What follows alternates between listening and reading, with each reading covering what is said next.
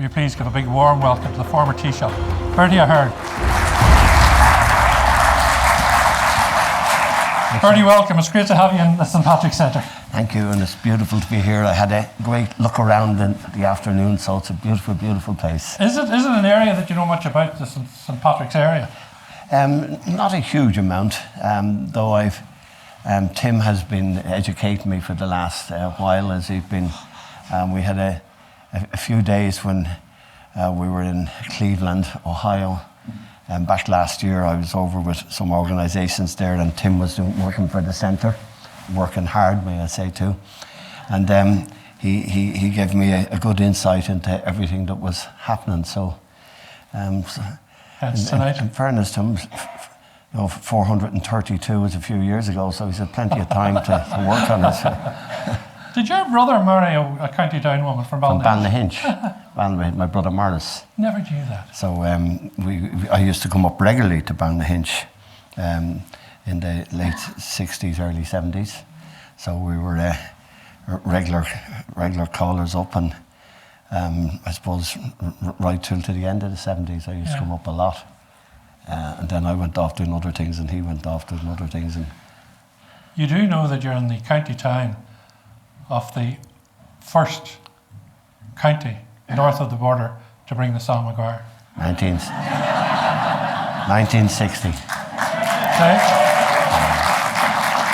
Well, I remember I'm born and reared and live still in Drumcondra, and my first recollection of All Ireland's was the 60 final, because and I wasn't at the match, I was too young.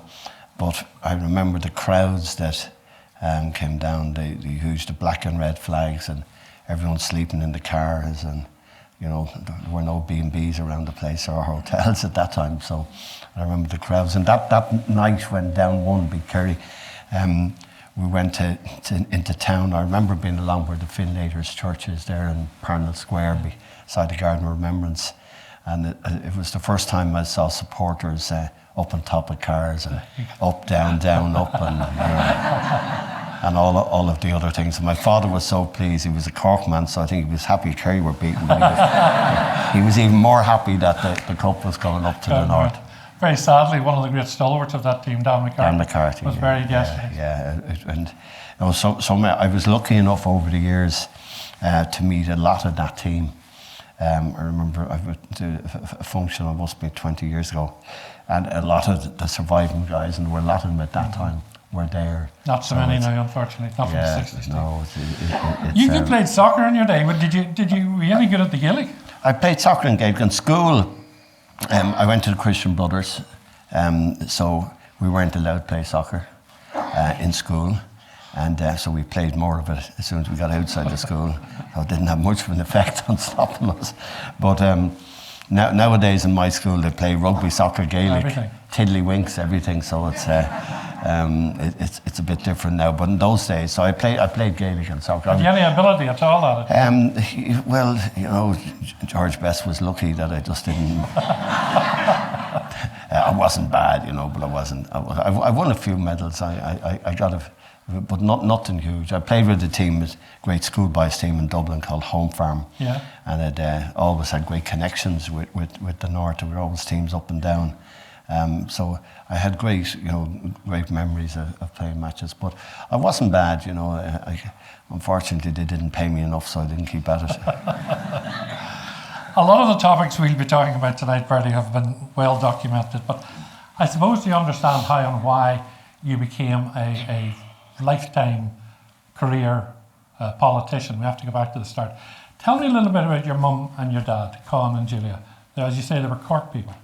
Yeah, my mum and dad were both Cork. My father was from just outside Kinsale, just a few miles outside Kinsale, a place called Belgooley. And his home house is still there, still family in the home house. And my mother's from just outside Bantry. They came to Dublin separately. My mother she was doing children's nursing in those days, and she was in the Isle of Man for a while. And both of them came to Drumcondra separately, lived in My mum was in a flat and my dad was in digs, which is a distinction. You got your meals in digs, and the flat you did your own cooking. And they met up and they got married in the very beginning of the 30s. But didn't he come to Dublin to study for the priesthood? He joined up the Vincentians, and he was involved in the Republican movement. I mean, and then he got when he got out of prison, I think he decided he'd better do something with his life. So he joined up the priesthood, and I think he realised fairly quickly that wasn't for him. But what happened was there was a job going, working in the Vincentian order in Drumcondra. At that time, they had a lot of land. The Vincentian order at that time in Drumcondra, some people here will know St. Patrick's School. That was where all the primary teachers were trained. And then All Hallows College was across the road, and that was the seminary for priests, for the missions. And then the Vincentian nuns ran the what was the hospital for people who were disturbed, mental illnesses. So the three of them were in the one area. So they had a huge amount of land. So my dad joined up with that. He went on. He worked there for 50 years. He was farm manager for many, many years. All my lifetime, he was farm manager there. So we grew up on a city farm, effectively. But you said when he came out of prison, he was on the anti-treaty side. Yeah. He was a volunteer there. And was imprisoned? He was imprisoned in a good few places. They liked him a lot, actually. They kept giving him free digs. And he was in Cork. His great claim to fame, he was in Cork men's and women's prison. It was great claim to fame. He was one of the first prisoners in the women's prison in Cork. Really? There was no women there at the time. But he and then he was in Frannoch, and he was in Tintown in the Curragh. And he actually went on hunger strike on a couple of He went on occasions. hunger strike twice, and which affected him for most of his life. Did he talk to you about this? Did you quiz him about this? I quizzed him, but you might as well be talking to the wall. Really? My father was great at telling what he wanted you to hear, but what he didn't want to hear, he didn't. But he was a passionate De Valera fan. But he always said, I remember I quizzed him about Michael Collins, because I was always Michael Collins was Cork, and and the fact that Collins, my father was in the War of Independence. Now, he was young at that stage, so he didn't play much of a role in the War of Independence. They were doing runner and messenger. He was an active volunteer in the Civil War. But I always, when Collins, he was in prison when Collins was killed in Cork, in an area where my father would have known, because my father would have known Tom Barry and the flying column. He knew those guys well. And he said the first thing they all did was knelt down and said the rosary when they heard Collins was killed, even though he was on the other side. Yeah. So obviously he didn't like that. He considered Collins a good Irishman. So it was quite interesting. My mother was a bit of more of a hardline person. She had a lifelong love of the black and tans, what happened when she was a small kid, the house that they had was in the back of a mountain. My father's part of Cork was good land. My mother's part was rock. I don't know how they survived on it in those days. It's a good tourist attraction now, but when they were growing up, it wasn't. So most of the young people left. But her house was kind of the last house before you went through a kind of a 14-acre mountain. So obviously the IRA and the run would go that way. So they were always suspect that they were on the run or they knew something. Now I don't know whether they did or didn't. But her father was quite ill. But the black and tans came in one night anyway, and they dragged him out of bed and they threw him over the ditch, even though he was fairly invalided, and they left him for dead.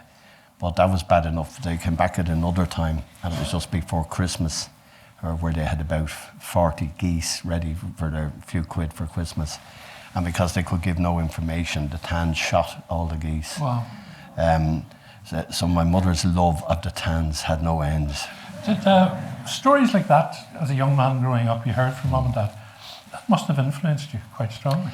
Yeah, it did. I mean, in our house, I mean, there were there were kind of three topics: politics, sport, and what was going on in the church, because around our area there was all religions.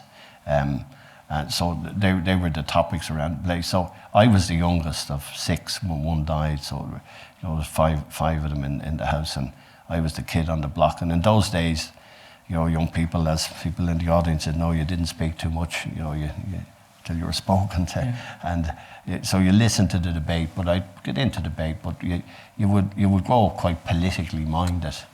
You were aware of what was going on, and you were conscious of what was going on. And then in school, in the primary school, I went to school in St. Patrick's College. And the teachers were from all over the country. They were trainee teachers. So you got a good education, because the teachers would always give a rundown of where they came from and what goes on in their territory. So you got a very good insight into listening to what was going on in other counties. So it was a good education. And at the time, like every kid in school, you were bored some of the time with kids. The way every kid now is bored. They're bored. They get up in the morning, they're bored. They go to bed, they're bored. But anyway, so it's. But when we were bored, you just had to listen to another story. There was you could do nothing about it. So when did politics come into your thinking? Well, I was more interested in what got me into politics. I was secretary of the residence committee. When I was quite, 21 or 2 or something like that. That's probably because nobody else wanted to do it. And, you go to these AGMs and you end up secretary because you could write, kind of. So I was into that. And then I was more interested in community facilities. I was more interested in dressing rooms, football pitches, where there was no lights on football grounds, not like now where there's floodlit lighting everywhere. We used to have to go down to the seafront in Dollymount and Clontarf in Dublin to get a bit of light to play. So I was more interested in trying to improve the facility. So that's what got me interested in politics. So and was Fianna Fáil always the party of choice? Yeah. I mean, I would have been thrown out of the house if I voted anyone else. So if you call that choice. But yeah, it would have been. And it was the strong party in our area. And when I was in school, in primary school, one of the teachers who was a member of the local Fianna Fáil come and stood for Fianna Fáil in a by-election. We lost, but still that was Stan O'Brien was his name, so that was kind of an interest in it. And then afterwards, we had two famous TDs, the local TDs, Charlie Haughey and George Colley. They loved each other greatly. And the two of them were the local TDs, so they would go around. In those days, politicians were lazy. They just called in the house where they knew they were going to get their votes. It wasn't like later when you had to knock at every door, but anyway. So I met them when I was quite young. So that's how you got to know Haughey in the first place? Yeah, I would have met Haughey when I was 13. I would have met Colley when I was probably 13 or 14 as well. So and they would have called to the house.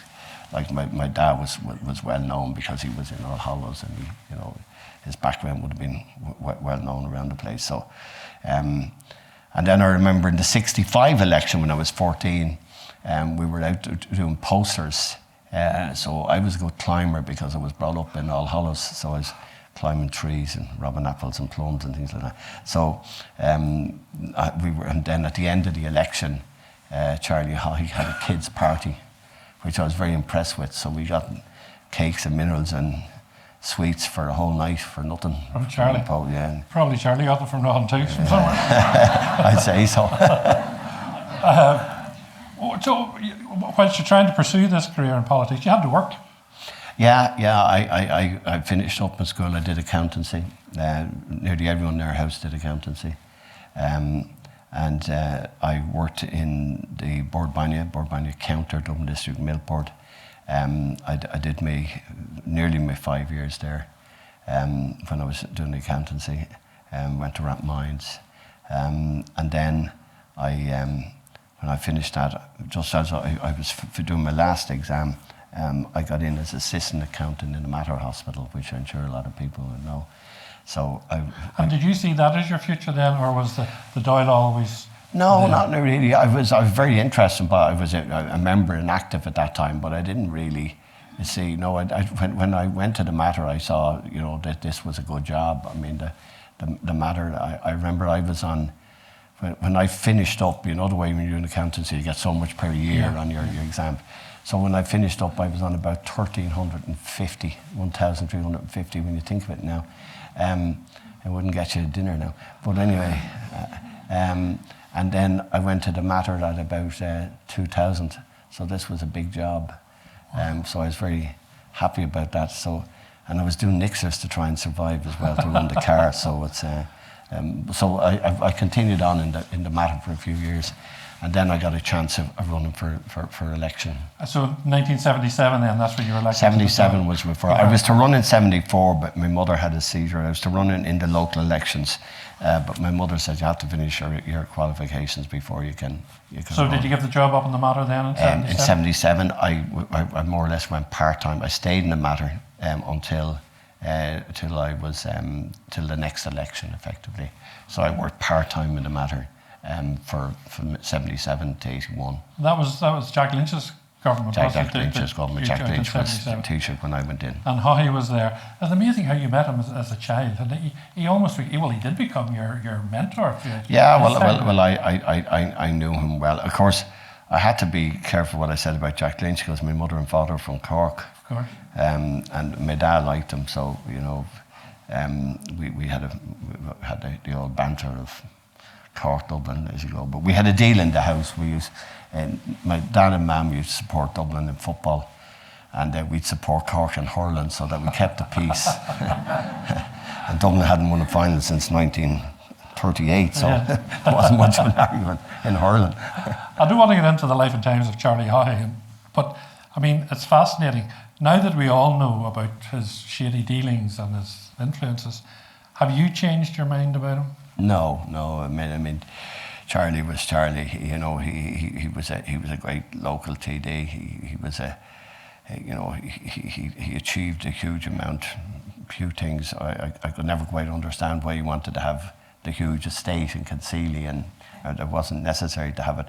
But as a politician who got things done, and you know, he never asked me to do anything dodgy in his life. He never pushed any of us in to do anything. So we just got on with it and did our work. And you know, I can't say anything about him because he gave me my chance to be Minister of State for Chief Whip for the Taoiseach's Department and Defence. He appointed me Minister for Labour on 2 occasions, Minister of Finance. So, you know, I'm not going to say, you know, as you know, I publicly did castigate him at the time. Yes. But if you take his long career and what he achieved, I'd still be a big pro-Haughey supporter. What was the atmosphere like in the House when you were elected to the Dáil that first time? I think my mum, as she probably would always do, would worry, you know.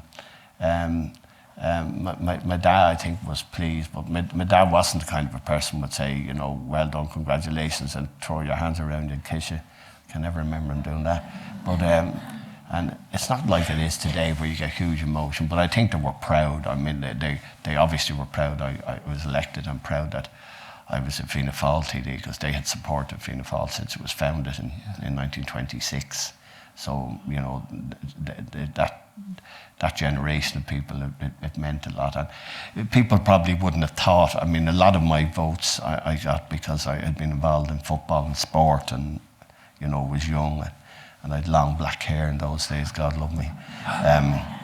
It used to take me 5 minutes to tug out for a football match and 15 minutes to tie up my hair. But anyway, it was a good honour, you know. And I remember the first day I went into the Dáil. Nobody met you. You had to learn everything. It's so different now, you know. But in those days, you come into the Dáil and you just had to learn, you know. Find out where the toilet was. Find out everything yourself and just get on with it, you know.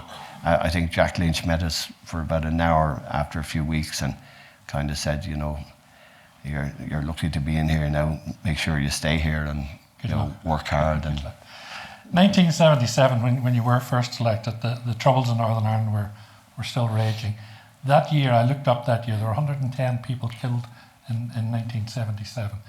We had gone through Bloody Sunday, Bloody Friday, And those two atrocities had a deep effect on you, did they not, in 72? Yeah, I think from when the trouble started, 5th of October 68, which is kind of the date that the Civil Rights Movement march, from that day in school we were doing the debates. I was on the debating team, so through those years the debates were about the North. In Rathmines the debates were about the North. At home the debates were about the North. I did a thing recently in Queen's between Trinity College in Dublin and Queen's, and the debate was, do people in the South care about the North? And actually the motion saying that people didn't care actually won the debate. But I thought it was it was so wrong, because from where I came from in the North Dublin suburb, the North was always the debate, always debate. When I joined, the perception here would have been what the motion passed. Yeah, it would have been. When I joined Fianna Fáil in the early 70s, there was times I thought that there was nothing else in the world except the North. The common meetings were endlessly on the North. I remember one night, over 20 members left our common, I was young, to join Taoiseach Bertie Ahern, with Kevin Boland's crowd. So it was always the North. And when I was when I was only in the Dáil, so all the way growing up, I used to read the papers. I'd read what was being said and what the programs were said. So I'd always a huge interest. But it wasn't just me. I tell you, my friends, who were a lot of them were teachers and guys, we grew up right through the 70s, just working through the North. And the horrendous, I'm by nature, I'm an anti-violence anywhere, and an anti-killing, I'm anti-people fighting. I just it repulses me. I've always been that way, and I can't understand. But so the North was always on my. I remember, Do you remember first coming to the North? Yeah, I do. The first time I came to North was only up the road, I think 10 to 20 miles to Newcastle. On my school trip in 5th class in St. Pat's, we came to Newcastle.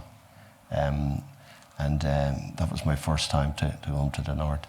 And after 68, after the trouble started, did you come and see what actually was happening here? I was in Bombay Street on the weekend of Bombay Street, because my brother was married that week, and we were up here. And that was the year they burnt it out? Yeah, that was other way around. But we went up to Belfast that time. Nearly got into Belfast before we met the first security people, which was, always remember it well. And then I came, I would have been up after that endlessly. And then in the SDLP used to come down that time to the Dáil to brief Fianna Fáil. And from 78, 79 I got to meet. I was assistant whip, so I was in the whip's office, and John Hume, Seamus Mallon, Eddie McGrady, all the SDLP used to come down, and I would, from that time on, I would have met them. As a young rookie TD though, back then, and by all accounts you were very quiet for the first couple of years in the Dáil. In the Dáil. Yeah, you didn't know. Yeah, I mainly, my speeches were mainly on health, because I was working in the hospital, so that was the issue. But at that time we came in with a huge majority in 77. You had to fight for time. Right.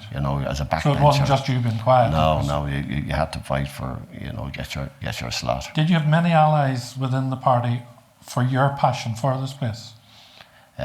I wouldn't say there was a huge amount. I mean, a lot of it was arguments. I remember the early years, the endless arguments in the parliamentary party about British Army flyovers, and they get themselves excited over things that didn't seem to me as they're going to end the world one way or the other. But there was always plenty of debate. I mean, you wouldn't go through a parliamentary party meeting in Fianna Fáil in those days without some debate about something that had happened or something that was going on. Let's jump to 94 when you succeeded Albert Reynolds as leader. Tony Blair was the leader of the Labour Party over there. Neither of you were in government at the time. You were both leaders of a party long ago. Is that when you first met Tony Blair? First time I met Tony. Labour had been out for a long time, as you know. And Tony Blair and I, first of all, we had a few private meetings. I wouldn't say they were secret meetings, but they were without publicity. And would they have been about Northern Ireland? About Northern Ireland. Only Northern Ireland. Only Northern Ireland. And we had one meeting in the Gresham, and then we met in London.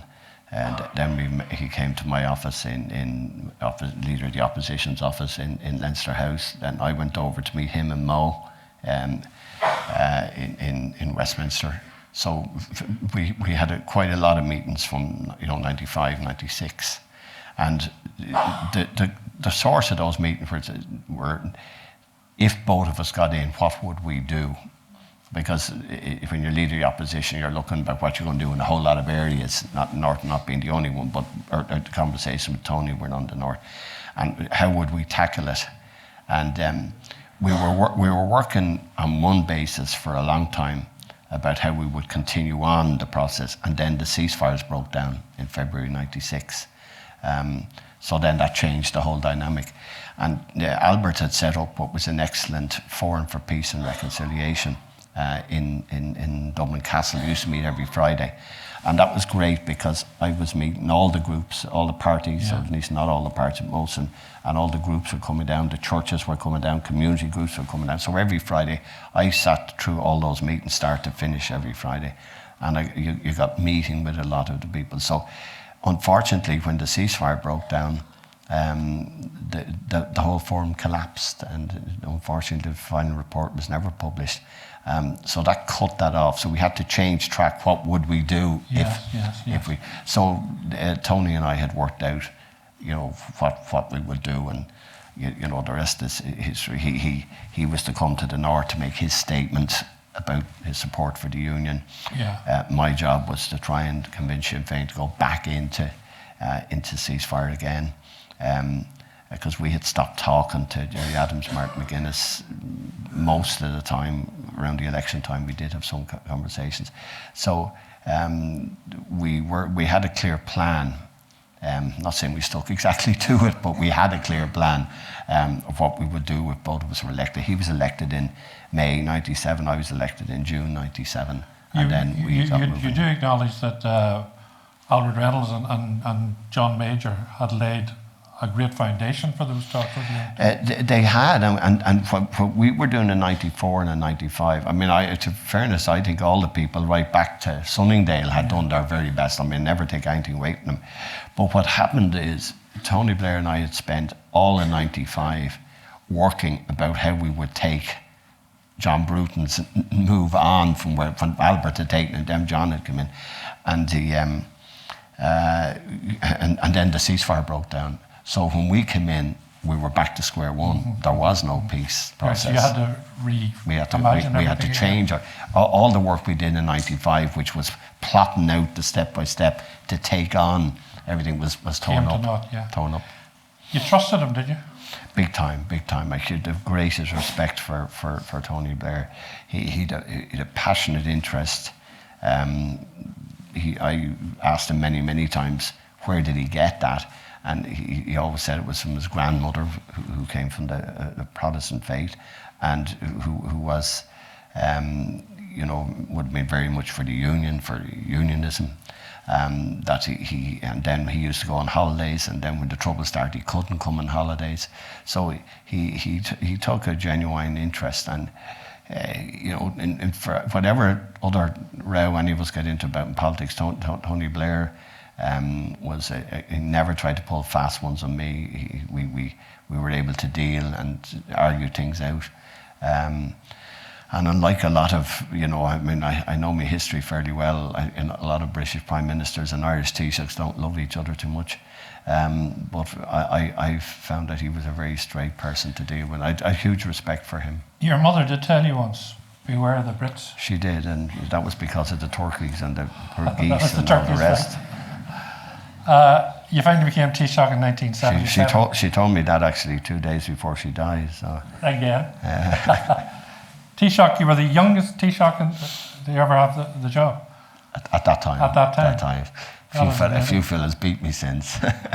Your father didn't see you becoming Taoiseach? No, he got to Minister for Labour, so at least he saw me get into the cabinet, which was something. But as I said, he wouldn't get too excited. Otherwise, his only thing would be, are you making sure you're minding the constituency, look after your voters. Yeah. Well, on that, when you became Taoiseach, was Northern Ireland still your number one priority? How much time were you devoting to it? And were your fellow politicians happy with you devoting all this time? Yeah, I think I won't name them because that wouldn't be fair, because they're probably former politicians now, but more than one of them, and more than two of them, told me to give up giving so much time to it. It was wasting my time. And they would have been the more senior ones, so it's easy enough to work out who they were. So, and they didn't believe that we get anywhere, quite frankly, and particularly after the Good Friday Agreement, when we got endlessly into the debates and decommission. But I spent the majority of my time from my 11 years as Taoiseach, the majority by a long mile on Northern Ireland, more than anything else that I did. And as you know, I'm criticised for some of those things where it said you should be looking after housing. Of course, the difficulty was I built too many houses. Now they haven't got enough. That's but right. if they just had left me at it, there would have been no problem. Remind us again, when you were talking to them, the big hurdles that you had to get over, and how you got over those. Well, I think there were so many issues. You know,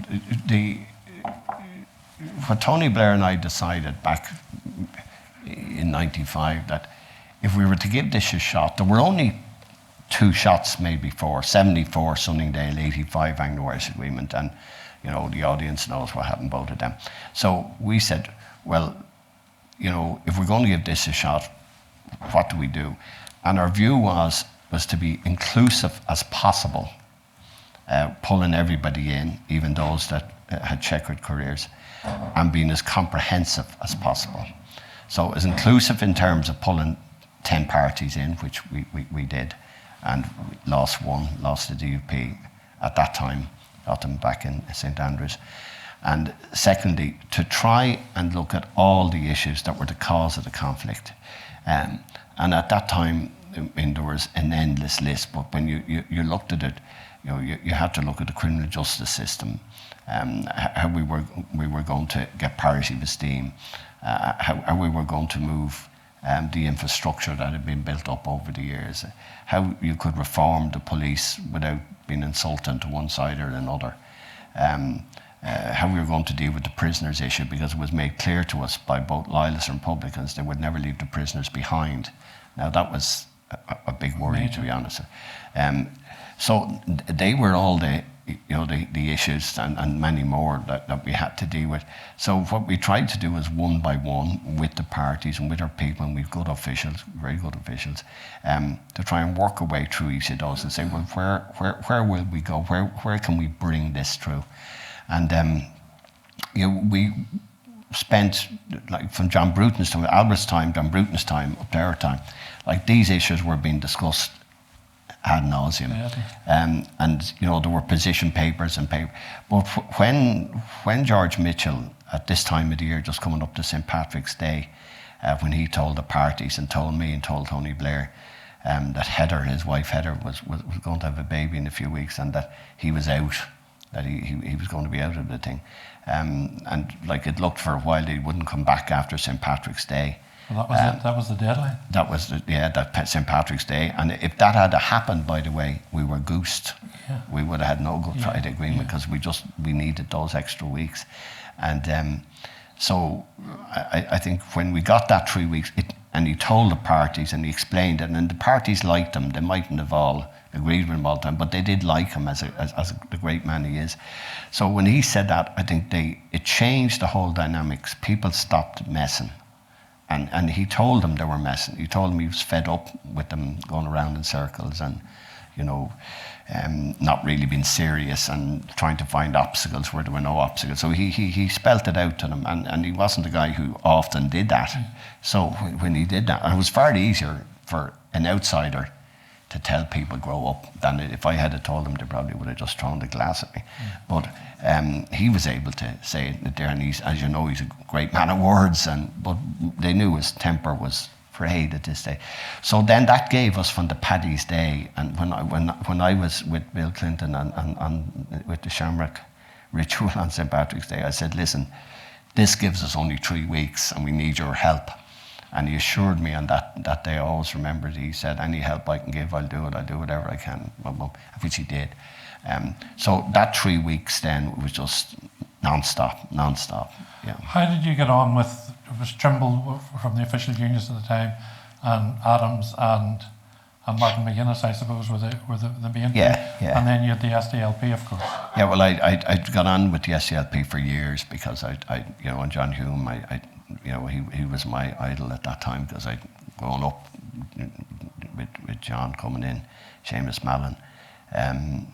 And even at that stage, Seamus Mallon was beginning to do far more of the detail, yes, in fairness to him, in historical correctness. It wasn't that John was losing interest, it was just that the detail was Seamus, and Seamus was crucial at that stage. And I knew Gerry and Martin well. I got on well with them. Did you like them? I was very fond of, I did like them. I was very fond of Martin, but I liked Martin's style. If Martin told me that this was Thursday night, is it Thursday night? If Martin told me it was Thursday night, I reckon it was Thursday night. If Gerry told me it was Thursday night, I'd have to check. But I got on with them. Well, what about David Trimble? Well, listen, David was great when he took the tablets, but as you know, David and I got on wonderfully well in the end. But Jesus, he was hard work, and he sometimes he just started yelling at me, and I think it's in a few of the books written by Tony Blair's officials. They say they don't know how I took it, but actually how I used to, when he went into a rant, I used to look over his head, and I used to say, the Premiership, what's the order this week? United on top, Liverpool second, City third. I'd be down to about number 15, and then I said, geez, I can't remember the other three. And then I said, David, I understand fully, but can we deal with the issue? But yet he was very brave. As you know, I got on wonderfully well with him, wonderfully well. I think I was the only politician that got mentioned at his funeral, and I went to be when he was ill. He was massively brave. He was brave on. He had a huge temper on me. He ferocious temper. God, he nearly his blood pressure be coming out, but it wasn't easy for him. And he'd come into the room. If David came into the room on his own, I used to say, oh, thanks be to God, I can deal with this. But when he brought in half a football team with him, then I knew we were going nowhere. And then when he brought in 2 football teams, we were definitely going nowhere. But that was the way it was. But I'll tell you where he was extraordinarily brave, and he deserves the credit. And I've said this, I had the opportunity when he was dying, just a few weeks before in Queen's, and being on the stage with all his family and his colleagues and saying it to his face. So I was so pleased to be able to do that, because we're great in this country of obituaries when you're dead. And it's not much good writing good things about you when you're dead, as far as I'm concerned. It's like saying history will be kind to you. Yeah. In my view, Gerry, is who writes it. Yeah. But where he was really helpful and brave was when it came up at the very start in going into the talks, to go into the DUP pulled out, and it looked, and so did the UK unionists that were there at that stage, yes. And it looked as if he was going to be totally isolated, and he more or less had said he'd pull out, and then he turned around, and if he said if Delilah stay in, he'd stay in. He marched in with Billy Hutchison, Davy Adams, my old great buddy Irvine, and he that was a very brave move. When on Good Friday afternoon, when he got up on the chair in front of the whole party and executive and the unions, and he said, I'm happy. I've got where I've got with Ahern, I've got where I've got with Blair, I have the letter, I'm happy to go with this. And those that agree with me, follow me. And he walked out the door. I mean, that's leadership. Yeah. That's leadership, because you could be walking out the door on your own. Nobody behind you. And that's a lonely place. But it did cost him his political career, though. It cost him his political career. And my view on it is that if decommissioning had happened quicker, it wouldn't have lost him his political career. It was the procrastination and messing around that went on between 1999 and 2003 on decommissioning, which cost him his career, because he that was the now maybe he was wrong. People can say, oh, he shouldn't have hung himself in that, but you know. And when we wrote the agreements, and it's always a bit of a source of regret, when we said we'd release prisoners on licence within 2 years, that was a definite. What we said on decommissioning, we used best endeavours, which didn't mean anything in the end. Yeah. If we had said had to happen, if we had used the same language on the two issues, now, you know, que sera, you know. Yeah. The final week was a bittersweet week for you. We'll talk about the sad part of that week first of all, but there was nothing sure right up to the Good Friday. Sure, that was right up to the 11th hour. No, the last poll, I think, was at Belfast Telegraph, said we have a 5% chance of success. Wow. Yeah, that was really helpful. But you know, you have to keep going. I think we had a deadline, and you know, even though it was ferocious pressure, and it was a lot of pressure, because the security briefings, Gerry, were that if we failed, it wasn't the political hassle of someone going down and me having to face a press conference and saying, oh, you politically failed, you put a lot of effort into this. That's okay, you take that and, you know, you say to hell, you know, it's a pity that happened. But it was the fact that the security briefings had told us that the violence would be back on the streets within hours. That was the worrying thing, and that was what was worrying me, and it was worrying Tony Blair. But Blair came in on the Tuesday, and he's talked this immortal soundbite, I feel the hand of history on my shoulder. Yeah. He was a bit premature with that, was he not? Well, he always says he didn't know why he said that. I mean, it was written for him 2 weeks previous. It might have been 2 years previous, but I think it was risky. It was risky. I mean, the reason we were in touch all the time, and I had spent the previous week in London with him, when there was an Asian conference on which he was chairing, and we were working away on it, and we were back to George Mitchell, talking to George Mitchell every lunchtime, every evening on the telephone link. And you know, we kind of knew that, you know, this would fly or not fly, and you know, I had this big argument with David about the North-South bodies, which we finally negotiated our way out with. And then there was the prisoners issue, which we only settled at 10 to 5 in the morning on Good Friday. I mean, there's this myth in some of the English books that are written that this was all worked out beforehand. I mean, that's nonsense, and that is not the case. So you were piecing this together we were piecing it out in the last...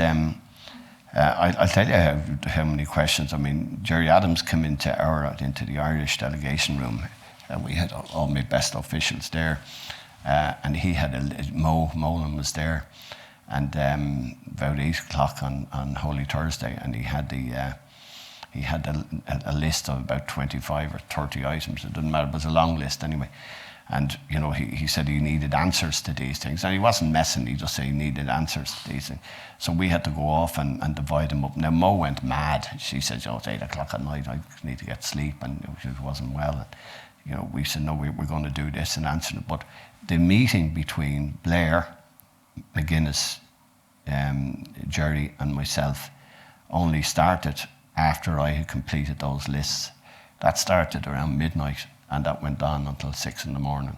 And that was you know, just trying to nail down prisoners, trying to nail down decommission. Maybe we didn't nail that down good enough, but anyway, that's what we were at. So when did you know I have a deal? We thought... When did you know? I was relatively confident at the breakfast time. that I remember going for a shower to stay awake, and I was fairly confident that we'd get there. And then I didn't allow for Jeffrey and the others to walk out. And so that threw us back. By lunchtime, we were back into chaos again. And that's where the letters were going up and down, back and forward. But David Trimble, in the end, carried it. I mean, there's nobody else could have carried it at that stage. We had done all we could do. All the drafting was finished. The documents were done. And if David Trimble had walked out that door and hadn't made it as convincing a speech as he did, and John Taylor and Ken McGuinness and some of the other seniors supported him. I'd been talking to them that night and the morning before, and there were guys that I might have felt over the years were difficult guys, but they were constructive. When I needed them to be constructive, they were constructive, and I've remained fairly good friends of those since. We've mentioned some of the main characters. Who were the unsung heroes? The Women's Coalition were great, because there were women that kept saying, and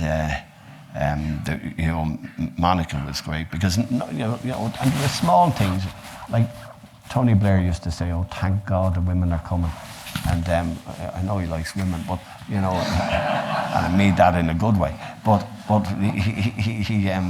they brought a bit of sanity to it, Gerry, because like they used to go around and they'd sit with everybody. They'd move around, they'd sit with unions, they'd sit with Republicans, Loyalists, Nationals. They'd pick up intelligence, they'd argue the case. They were always on about, making sure we kept a civic forum end to this, that we kept ordinary people to that end. So Monica was leading the party, but her whole group were really helpful. And of course, David Irvine was wonderful. David Irvine was, yeah. He was a wonderful person, and he was always trying to find, again, you say, whatever happened to me, explain to me why he joined the movement, I know all the stories, all the things, terrible things that happened by everybody, but he was always focused on solutions, and trying to find him and Davy Adams, and we're trying to find solutions. And it was important to have the reason, in my view, might be wrong on this, I know everyone doesn't agree with me, but the reason 74 and 85 didn't work is that the people who were engaged in the violence were not in the tent. And if you're going to find a solution and pull people in, well, you need everybody in. Yeah. And even though that's difficult for democratic governments to say, can't shoot yourself at the negotiating table, but you still have to try and have an inclusive process that had, and for us, we needed to have nationalists, Republicans, Loyalists, and Unionists in as best we could. It was never perfect, because you were dealing with people who had strong-willed and people who had, seen a lot. And well, you were dealing with people who had blood on their hands as well. Yeah, you had. So how did you get over that? Because when you look at these people and knowing their history, very difficult to sit and negotiate with. Yeah, well, I remember being in a room once. Tony Blair asked me would I take a meeting with the people who were closely associated with paramilitary groups. I won't go through everyone that was in the room, but you don't have to have much of an imagination to guess. And from both Loyalist and Republican sides. And one of the people, who's certainly no angel then or now, he said to me, Prime Minister, because they wouldn't call me Taoiseach, he said, Prime Minister, do you know, in our view, you're the odd person out in this room? So I looked around, I knew bloody well what he meant. But I said, well, I'm a Man United and Dublin supporter, is that, and I knew that. No, he says, you're the only one, as far as we know, that didn't murder anybody here, And it was, I said, Jesus, you're cheering me up. You're the only one that hasn't in this room. So of course, he was trying to phase me. Oh, right. He was, but that was. But that was the people you were dealing with. That was the game we were dealing with. That's but there was no alternative, Gerry. If we were to, like Tony Blair and I, from '94, we had said the name of the game here is to try and stop the violence, get an inclusive process as comprehensive as possible that has a good chance of surviving and that can go on. And that was the short, motto all the time. That was what we were trying to achieve. And okay, when I look back now, 26 years, I say, well, God, sometimes if we had done this, we had done that, or had done the other. But in the end of the day, in a 30-year conflict, or maybe a 300-year conflict, or 600-year conflict, it depends how many points you've had. You have to try and deal with it as best you can. That week, it was one of the saddest weeks of your life as well, because you were told on the Monday your mum has died. Yeah, and it was unexpected. She was at home. My huge regret was that I got back from London late on the Saturday night, and I was meant to visit her, and I didn't. And I was meeting Martin McGuinness and the following morning, and then I was going on to meet John Hume on the Sunday morning, and I never got back to the house.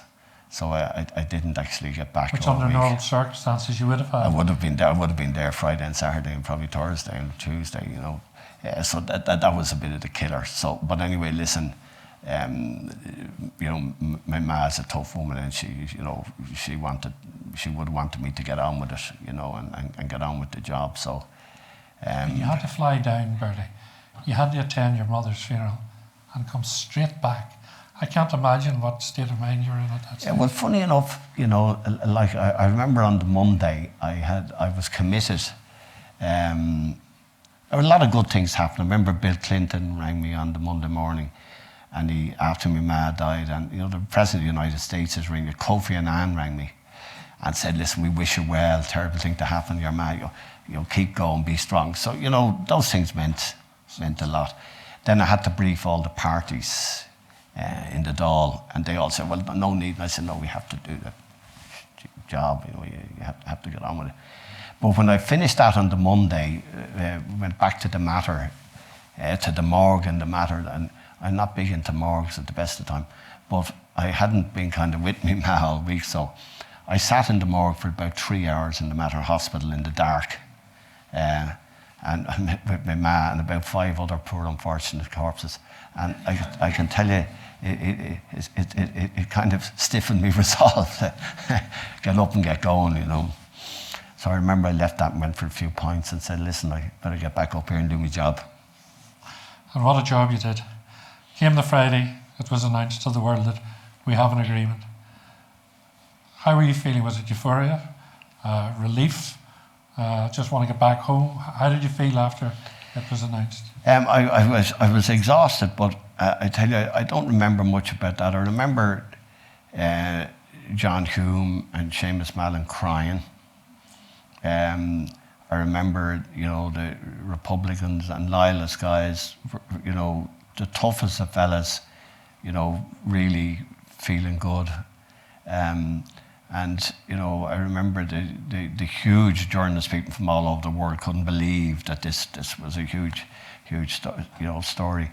Tony Blair had promised Sherry that he'd go to Portugal or Spain with her, and he wouldn't be later than 6 o'clock on Wednesday, and this was Friday. So so I think he wanted to get out and get back to her in a hurry. George Mitchell said he was going to be on the next plane back to see his wife and young baby. So normally I don't drink on Holy Week, but we got back to the plane to go back to Dublin, and it was the first time I realised we'd achieved something, because the week had been so long and hard and back and forth.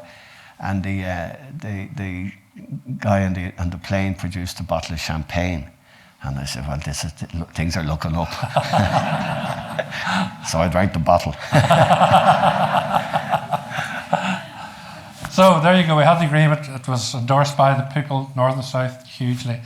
We got an assembly. And then we had this sort of hiatus for 6 years. And then when they come back, different actors on the stage. Paisley was in as the biggest party of the DUP, and Sinn Féin. And there was different people that you had to negotiate with. Yeah. Talk to me about Paisley. Yeah, Paisley, I dealt with Paisley for 10 years, and for 9.5 of them he didn't shake my hand, so that was fairly difficult. But you know, I respected him as you have to with any negotiating, you know, position, and you know, we had our rows, not shouting matches. Funny enough, the opposite to David, he'd be quite soft spoken to me, and we'd have endless discussions and endless debates about how we could do things. But he, funny enough, I mean, as you know the story, I got to be very friendly with him and Baroness Eileen and with the family. And as a negotiator, I mean, my game was negotiating. I've been negotiating with trade unions as when I was minister and negotiating with this. But as a person to negotiate with, I found them good. We had some funny moments. I mean, our biggest problem was when we tried to get into serious negotiations, we couldn't agree on where we'd meet.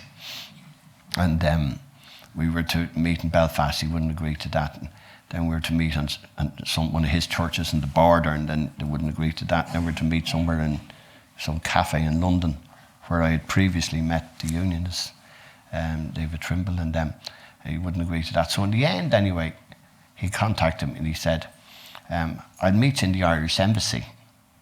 The Irish Embassy in London is Irish property, so it's Irish soil. It's not Irish property, Irish soil. So I said, well, that's a big break. So the word had gone out in the media that we were meeting, and he had asked that we don't put it out what time we're meeting. So we actually met for breakfast early in the morning, and it was just he and I. And he said a prayer over breakfast, but luckily enough, because I'd hung around the Vincentians for a while, I knew some of my Latin, so I was able to join in at the end. I think that shocked him, that any Southern Tay could actually speak Latin. But anyway, thanks to the Christian Brothers and the Vincentians. But anyway, so we did that, and we had a good meeting, positive meeting, and you know, agreed kind of where we were going to go, and that really was the start of the St. Andrews process. And then he said at a press conference, I said, well, listen, there's 100 and something press people out here, because it wasn't just the Irish people. The story had gone out, you know, Taoiseach meeting, the head of the DUP. So he said, well, I'll go out first, and I'll make a deal with you. And I said, well, you know, what's the deal? If you're going to, I'll stand in front of the Irish flag, in front of the tricolour. But if anyone asks me, I'm going to deny it, but I'm doing it because I want to show you that I'm serious. And I said, that's great. So out, and anyway, he stood in front of the Irish flag and then proceeded to tell the people that I tried to poison them by giving them, that's why you two hard-boiled eggs. I said afterwards you should have checked the orange juice. But we got on well, and it came to a stage where, you know, where we actually understood each other.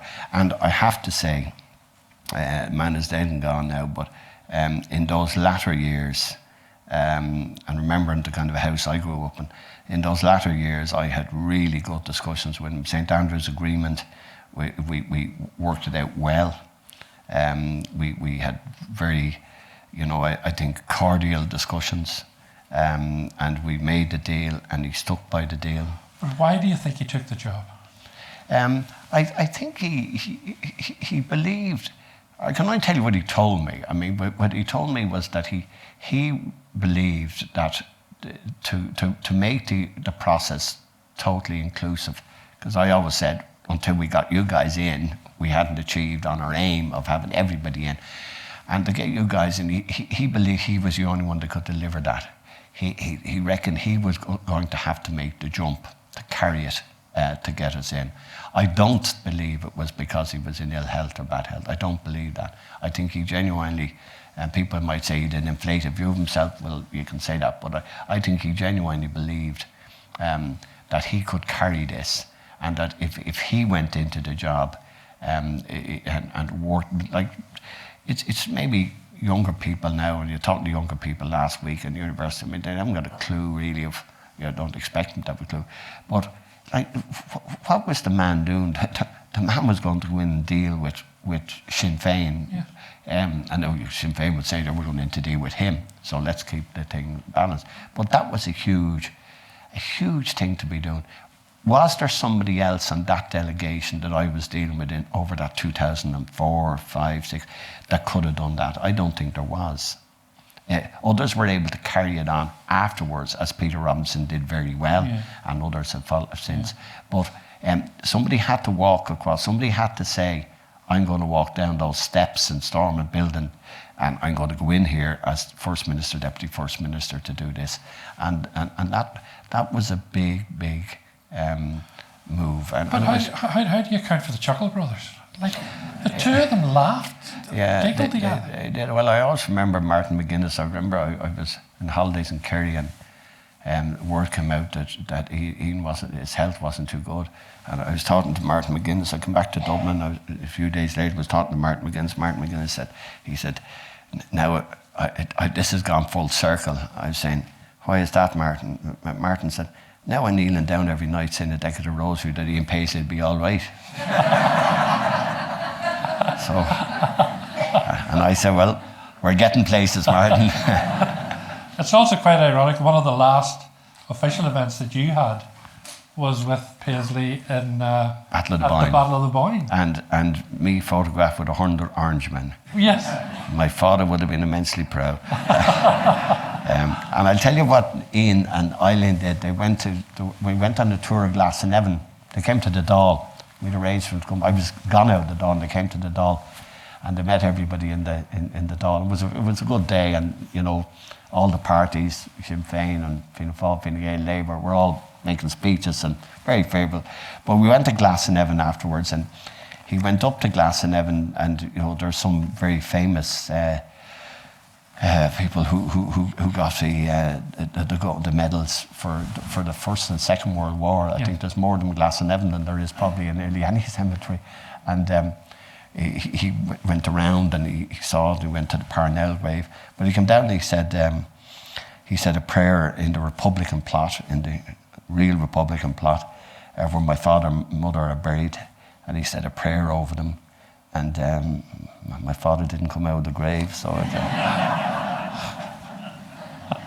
so that was nice. I mean, you know, I went to see him. I was in the house when Sandra was with me here tonight. We went to the house to see him, and you know, I was with him up till the time he died. But you know, I saw my job, Gerry, as, you know, back to what it was: inclusive process.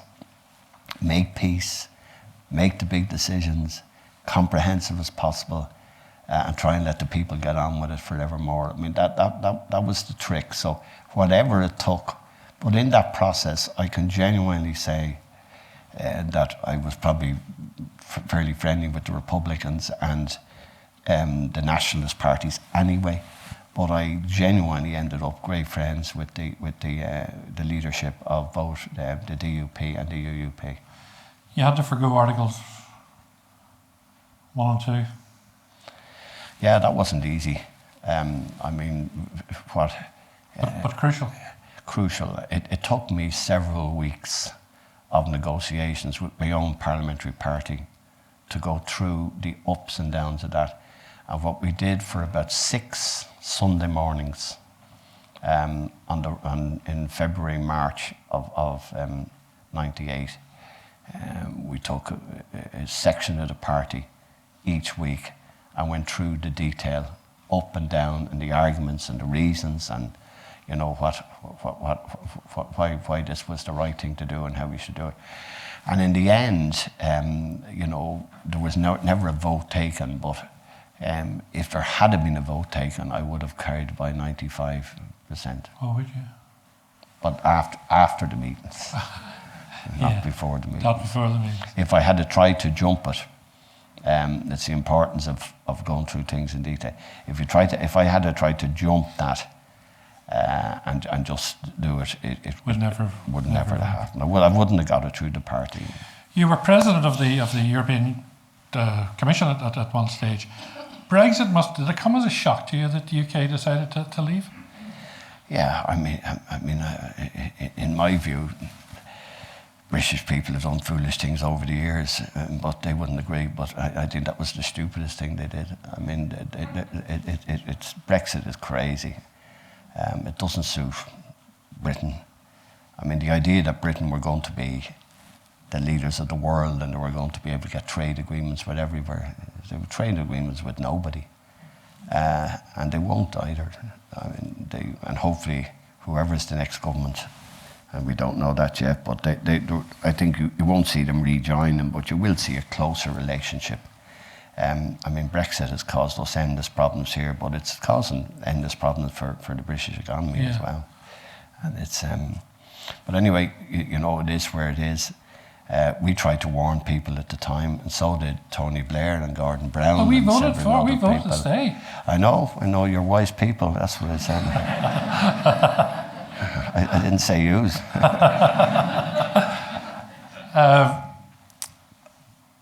It's almost 26 years now since that was signed.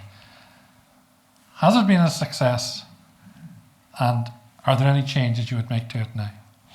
Yeah, it's been a huge success. I mean, there's no doubt about it. I know the institutions weren't up all the time, and that's regrettable. But hopefully, we're making good progress on that now. And I'm not surprised that there weren't ups and downs on it, because the way, but from a point of view of violence and stopping the violence and stopping the mayhem, you know, it's not 99%, but it's not bad. I mean, in terms of conflict, and it is the most successful agreement that's been around for the last 50 years. And we see what's happening in so many other countries in the world. I mean, there's 24, 25 conflicts tonight going on around the world. We only hear about 2 of them, but the others are all blazing around the world, because I'm involved with UN and other groups, and you know, you see the terrible trauma. So it has been a success. We had to, at the start, make rules that everyone was in government to bring everybody in. I think as time goes on, I was hoping by now that wouldn't be necessary. You could have a government opposition arrangement like you do everywhere. I do think there's a review clause in the agreement. We only had one in 2006 for St Andrews, October 13, 2006, when we made that deal. So I think another review should happen. Doesn't have to be tomorrow, but should be in the next year, in my view. And what should be reviewed? I think the first and most important thing is that if somebody is upset that one group can't bring down the whole thing, that's the main thing. You have to get rules that doesn't happen, because you don't do that. I mean, you can, if people want to have a vote about something, have a vote, but you can't just pull down the whole thing. And there are other arguments by, you know, some of the things we brought in St Andrews, some of the things that were in the Good Friday Agreement that were never brought in, the civic forum that the Women's Coalition fought so hard for. Like, there are some of those things that have never been done, and I think they should be looked at again. The Alliance would argue that they were only a small party then, now they're a bigger party, Dave. So I think all these things, and I think the best way of doing it, Gerry, is to probably get an outsider again that is a good negotiator but doesn't know much about the island of Ireland, north or south, that can come in and go through with the parties and help them to try and make some sensible solutions. And it shouldn't be left. If it's left, it'll cause trouble again. But I don't think there's anything in that review or the aspirations of any of the parties that they've been saying at their party congresses, because I always read the speeches, that are impossible. I think they're all doable things. They're all doable. The next big question on the horizon, of course, is United Ireland. Is it premature? What should we be doing at the moment? Should we be talking about it? Should we be trying to make this, I would say, from the loyalist point of view, from the unionist point of view, maybe if they made Northern Ireland more successful, people wouldn't want to go into the south of Ireland? What's your view on it? Yeah, I don't think we should get ourselves fixed up at the moment. I mean, I would love to see a united Ireland. I've changed my own wording on that over the years. I see it as a new Ireland now. United Ireland has certain connotations that create problems for people. So understandably too, we have to take that, be fair. But I do think we have to build our road to, if there will be a vote at some stage, because it's in the agreement, there has to be a vote. I think rushing that is the wrong thing to do. None of the preparatory work, but very little of the preparatory work has been undertaken. So I think I'd like to see that happening over time, but I'm more anxious to see that the Good Friday Agreement, as agreed, or maybe with a few amendments, that successfully works. I think, arguing every day about a united Ireland, it'll only make sure that you keep it as something that won't happen in the foreseeable future. So but there are huge questions. I mean, some people, I was answering questions in another school recently. I was in Athlone last week, and with bright girls, all doing their history and their leaving cert, and they were saying, what questions, like, how are you going to amalgamate the Garda Síochána and the PSNI? How are you going to amalgamate the QCs and the courts with the Irish courts? How are you going to bring, IDA and Intertrade Ireland together? There are huge questions. How are you going to bring the Northern Irish soccer team and the Republic soccer team together? Yeah, well, I don't think either will get us anywhere. But anyway, County Down will be more likely that you win the All Ireland than Down, I think. No, but you're right. There are big issues there are big issues, and the idea of having a vote without those issues being teased out professionally is silly. Yeah. So and that's not going to happen overnight. Now, should those issues be teased out? Yes, they should. Are there people who are pro-union and want the union? They've a right to make their argument in their case. I mean, it's a fair argument. One side want the new Ireland, other side want let the cases be put up. But that's in the agreement. That's what politics is about. But rushing and pushing it and having an early vote by the way, won't happen, Gerry. It just won't happen. It's hard to talk to you, Bertie, without mentioning one thing, and I'm not going to dwell on it, but we had the Mahon report, and you were accused of being untruthful in some of your financial dealings. Yeah. I don't want to go through it, I'm not interested in nothing happened to it. Did it damage your career, do you feel? It did. I mean, I my view on this, I think I was very unfairly treated. Yes. There was a period in my life when I did things, not that I maybe would have done them any different, but I didn't give maybe the thought that I didn't think they were going to be scrutinised by 3 High Court judges. So I didn't do them the way, but I did nothing wrong. I did nothing for planning reasons. I did nothing for corruption reasons. I did nothing, and they didn't find me guilty of any of those things. But they went back in 1994, 95, when they started questioning me, or it was even later. It was 2006, I think. They went back on all my dealings in all my banks and my kids' banks, post offices, to 1984, and interrogated me and the whole lot of them when I was trying to do the job at Taoiseach. And they had forensic accountants, legal teams, all getting paid through the nose to try and see what they could get to trip me up. And I just think they treated me very unfair. Now, if I say anything any stronger against them, they'll send me a solicitor's letter. But I mean, I think they treated me. Did you suffer from it politically? Oh, I did. I did. I mean, I wouldn't have stayed on that long more. Because you had 3. You were the only person to have. Well, the second person to have 3. Yeah. But I probably would have stayed on about 2 years more. That would have been my intention. So it shortened it by 2 years, and it created a lot of hassle for me. But my view of it was these guys had spent 15 years doing this, and they needed somebody that they could hang the costs of it on it. Unfortunately, they picked me, and that's how I see it. Yeah. It must have hurt your 2 daughters at the time, because they had to go through it, and they had to see you but on television night after night. Yeah. I mean, it drove them mad, quite frankly. Tell me about the 2 daughters. 2 hugely successful daughters. Yeah, they're in good form. Georgina is off tomorrow to Toronto. The boys are on tour. The boys. Westlife. The boys. We call them the boys. They're in Canada next week, and then they're all over the States for the next few weeks, and then they go to China. So they've been. When Georgina said, "Dad, I'm going to marry a pop star," what did you think? Well, I knew Nicky. I want him to.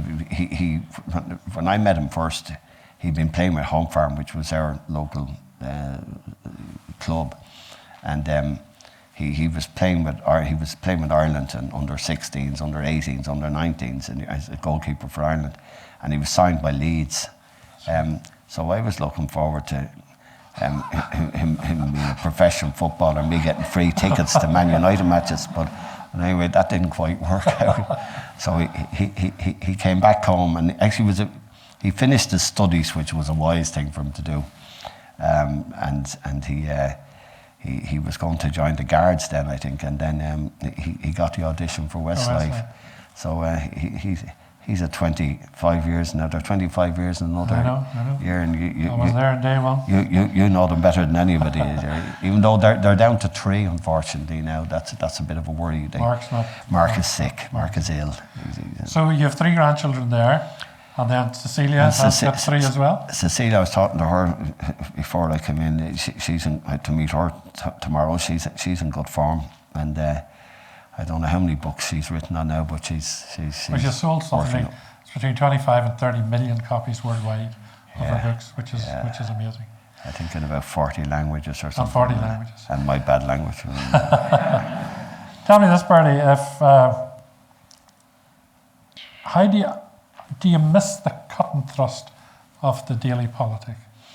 I've been involved in the last number of years in conflict resolutions, and you can imagine how I got sucked into all of that. But I've been involved. I was involved in Maidan in Ukraine in the earlier part of I wasn't involved since the last few years, but I was involved in the earlier part of Maidan. I spent a lot of time in the Basque Country. Bringing ETA back into it. So I did a number of years in that. And then I did 3 or 4 years with Pat Hines, who with me here tonight, and Terry.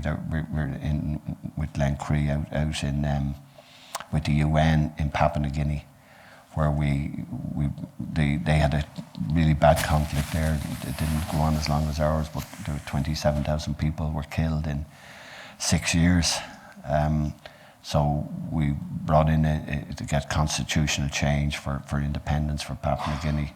So I got my end of it finished. The whole thing isn't finished, but I spent about 4 years trotting back and forward to Papua New Guinea, so I've been involved in a lot of conflict stuff. I did a bit in Turkey until the revolution, and then that didn't go anywhere. So that's kept me busy. I don't watch the Dáil much now. It seems to be gone to hell. It was bad enough when there was one fellow without a tie. Now none of them seem to have anything. Where's the anorak, by the way? No, I still have it. Huh? And he still got an anorak? Still have that. Still have that. Bertie, thank you so much for joining us tonight. Lovely. We've gone on perhaps longer than we should have had. It's been a joy talking to you. And I could bear with you to stay, because if there's anybody in the audience who'd like to ask a question, because I was jumping around an awful lot, if there's anything specific, I'm sure he is going home tonight and he has to drive home tonight. So, but if there was a burning question, I'm sure Bertie would be happy to take. Yeah, can I ask one, Gerry? You can, certainly. When are you going to be Irish president? I'm looking for canvassers.